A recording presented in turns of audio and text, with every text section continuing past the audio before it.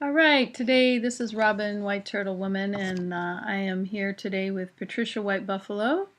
Patricia combines her shamanic tradition and her deep connection with the earth with her professional training as a teacher, therapist, energy practitioner, and musician to guide and heal others for personal and planetary transformation. Patricia began with traditional training at San Jose State University in psychology and then trained in hands-on healing and transpersonal psychology with Barbara Brennan School of Healing. She's also a graduate of the Center for the Intentional Living Training in Early Childhood Development and the Core Energetic Institute, specializing in body psychotherapy. In addition, as a member of Siddha Yoga for 18 years, she shares her devotional practice of divine worshiping, bhakti, with the form of chanting, kirtan, in all of her work. Patricia's 20 years of professional experience have included a private practice, a teacher and assistant dean for the Barbara Brennan School of Healing, and facilitator of shamanic retreats and workshops, and a teacher for healing programs internationally. Patricia brings her love of music and its power to heal to her production of musical healing events with the Heaven on Earth Ensemble.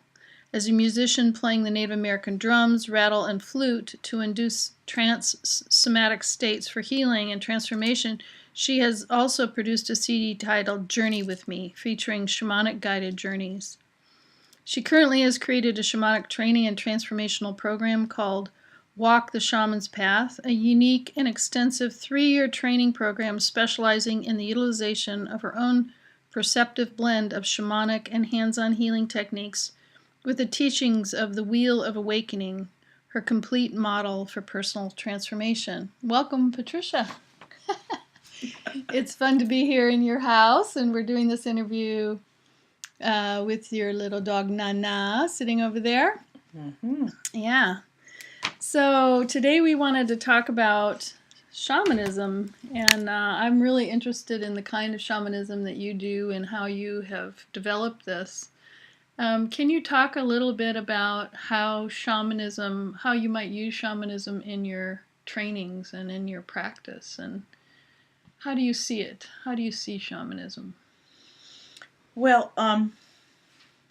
shamanism came to me naturally. I was never taught shamanism. It was something as I started my spiritual path.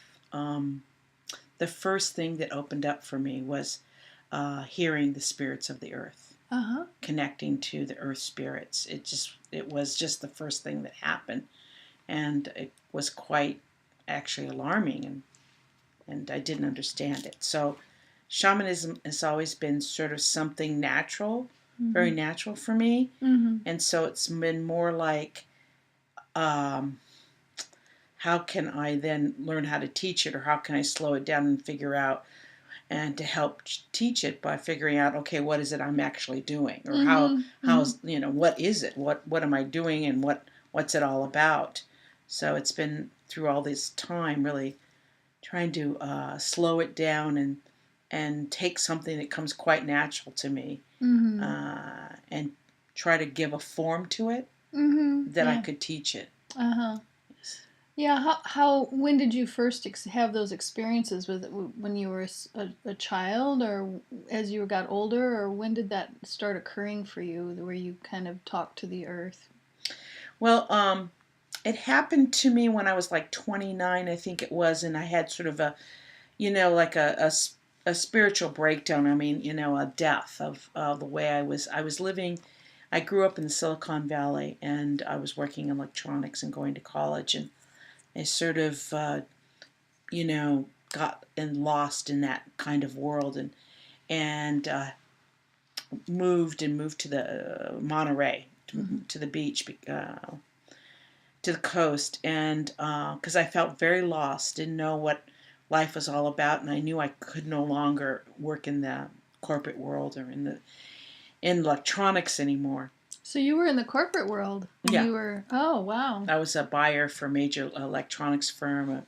Yes.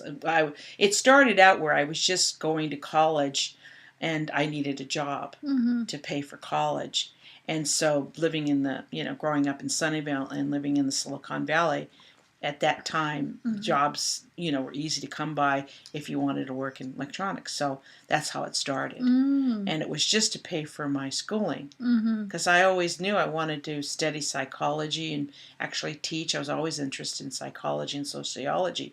But then what happened was I got involved in working for electronics, and they kept promoting me, and they said to me, if you changed your your degree, your major, will pay for your college. And if you changed it to business, and so I changed it to business, and so I sort of got lost in what I really wanted to do. And then when I was 29, I realized that I had completely got off the track, and I was not. I was very, I was very lost. And that's when I moved to the Monterey Bay. And when I moved to the Monterey Bay was when I first, I was very depressed and sort of kind of lost, and I would walk the beach.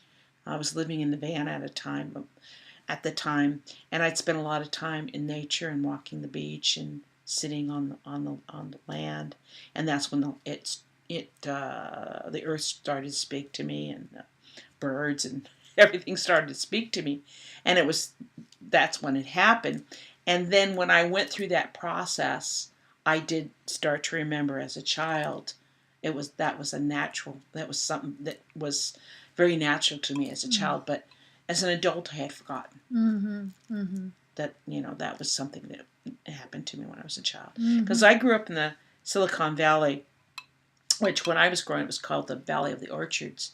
So to get to school you had to walk through the orchards. You had to walk the land. And so there was butterflies, there were squirrels, there was all kinds of, nature was all over. It was abundant. And you could actually see that you were in a valley because, you could see the mountains around you. So it was very earthy in nature.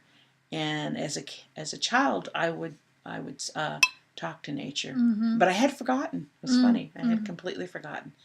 Isn't it interesting how a lot of people that do the work that we do have gone through huge transformation, a personal transformation, which gets them into this work, it seems like. I know the same thing happened to me in different ways, but there has to be some kind of a death of the old in order for the new to emerge. So, yeah, I can really relate to that. Yeah, most people, when you talk to people who do our work, they often will tell you they had some kind of death or some kind of breakdown of the way they were living or the way they believe what life was about. Right. Yeah, there's some place where in their life there comes a point of questioning. Yeah, like what's it all about? Or right. Yeah, what am I doing? What am I doing this? Yeah. Right. Yeah, so I was 29 when that happened. And so I moved to Monterey and lived in a van for a year and didn't work and just really got back in connection with the earth and the land. And that's when shamanism reawoken in me. Great. And I used it for personal healing for myself. So once you finish that process of personal healing, I know for myself it never kind of ends, but you're always you get to a point where you can take it into another direction. When did you begin to think about going to Barbara Brennan school, or were you already starting to go at that point, or did you know, or was it later? Did you finish in psychology? Those are a whole lot of questions all at once. Well, what happened was kind of interesting.